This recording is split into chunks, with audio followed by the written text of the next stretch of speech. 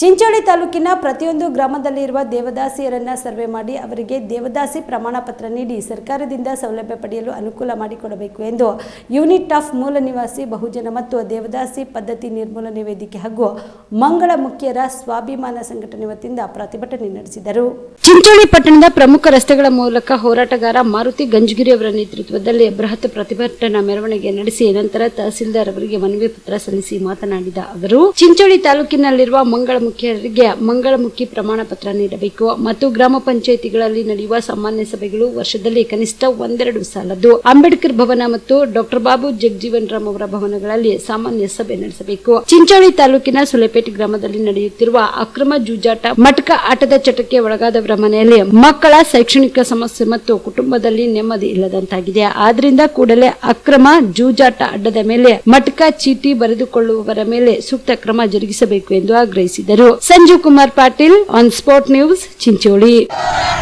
ದೇವದಾಸಿ ಮಂಗಳ ಮುಖಿಯರಿಗೆ ಸರ್ಕಾರ ಕಣ್ಣೆತ್ತಿ ನೋಡಬೇಕು.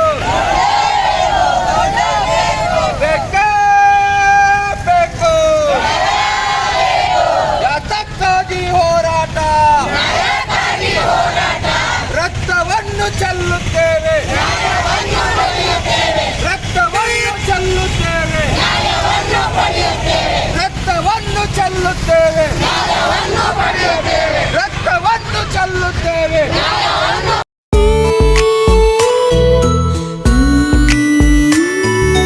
ಮನಸ್ಸನ್ನು ದೋಚುವ ಸಿರೆ ಚಂದವು, ಚಟ್ಟನೆ ಸೆಳೆಯುವ ಸಿರೆ ಅಂದವು, ಮೈಮನ ಕದಿಯುವ ಸಿರೆ ಖಜಾನೆಯು, ಬಯಸಿದ್ದು ಸಿಗುವಂಥ ಸಿರೆ ಸ್ವರ್ಗವು, ಮದುವೆಯ ಸಂಭ್ರಮದ ಚಿತ್ತಾರದ ಸೀರೆಗಳು, ಶುಭದ ಕಾರ್ಯದಿ ಬಣ್ಣಗಳ ನರ್ತನ, ವಿಧ ವಿಧ ಸಂಗ್ರಹದಿ ಮನವನ್ನು ಅಪಹರಿಸೋ ವಿಜಯಲಕ್ಷ್ಮಿ ಸಿಲ್ಕ್ಸ್ಗೆ ಸರಸಾಟಿಯಲ್ಲಿದೆ.